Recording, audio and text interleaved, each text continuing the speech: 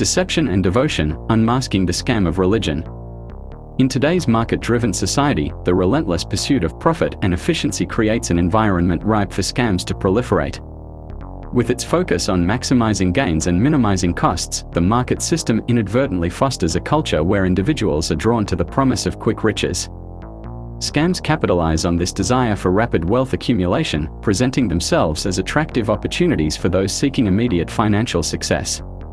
Within this landscape, scams find fertile ground to thrive, exploiting loopholes and vulnerabilities in the system to generate substantial profits in remarkably short periods.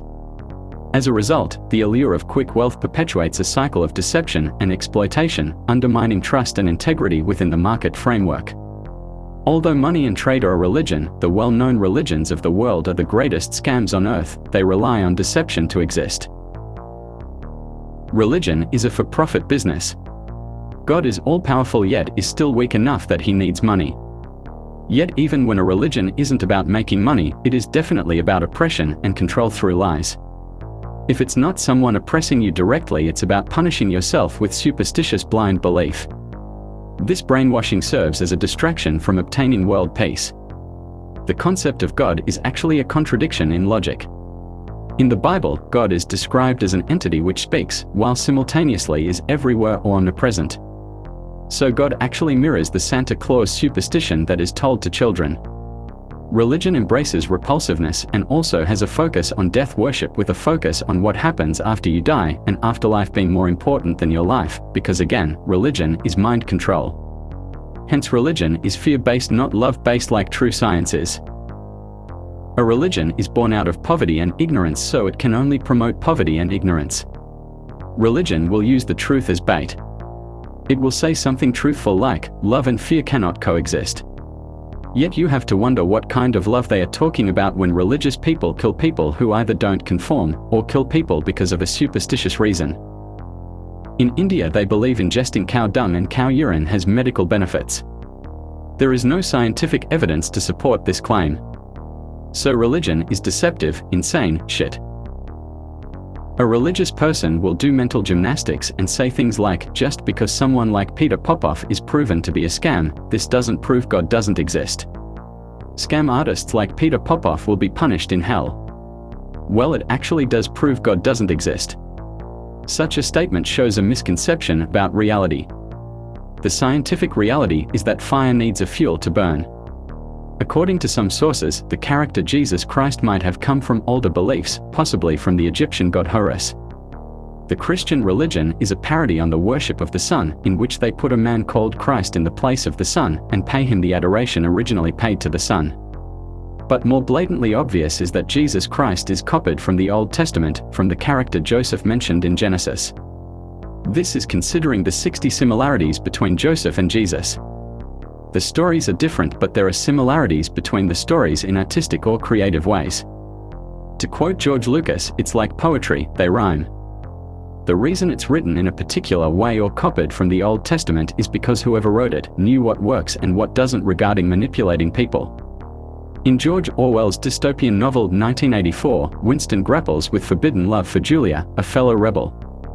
Their passion defies the oppressive regime of Big Brother, which seeks to control every aspect of their lives.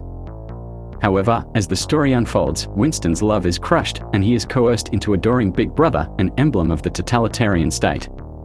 This haunting transformation mirrors the psychological torment faced by heterosexual men who are pressured to embrace religious dogma, even if it conflicts with their true feelings.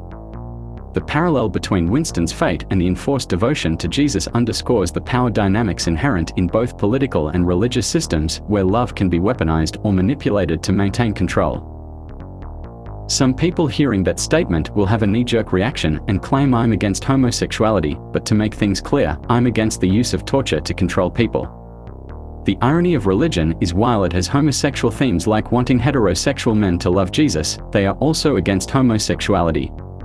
So religion is perfected mind control as it promotes cognitive dissonance. Religion is about oppression, plain and simple. You're not allowed to eat meat on a certain day because you must punish yourself pointlessly and make a meaningless, superstitious sacrifice to Buddha. If someone draws Muhammad, they must be eliminated. If someone criticizes Scientology, Scientologists must attack their critics. Also, religious scams have official websites, and the word official is strongly related to the word authority. A religion will present a hierarchical view of reality, which is in line with the concept of copyright. So the Book of Mormon and Scientology's book, Dianetics, are under copyright. The so-called sacred apparently needs legal, intellectual property protection. To this day I find it remarkable that anybody even at the most remote podunk field office of the FBI thought that a fitting use for taxpayer dollars was investigating people for criminal theft on the grounds that they had made the law public. How can you call yourself a lawman and think that there can possibly be anything wrong in this whole world with making the law public? Lighthouses are more useful than churches. Religion can never reform mankind because religion is slavery. Religion is politics. There is no humor in religion because they are under the impression that they must take nonsense seriously. Terms like scientism, the idea that science is a religion, are terms used by religious people in an attempt to discredit the scientific method. And those people who try to discredit the scientific method will ironically use a device made by science to do that. The law of the Lord is a perfect scam.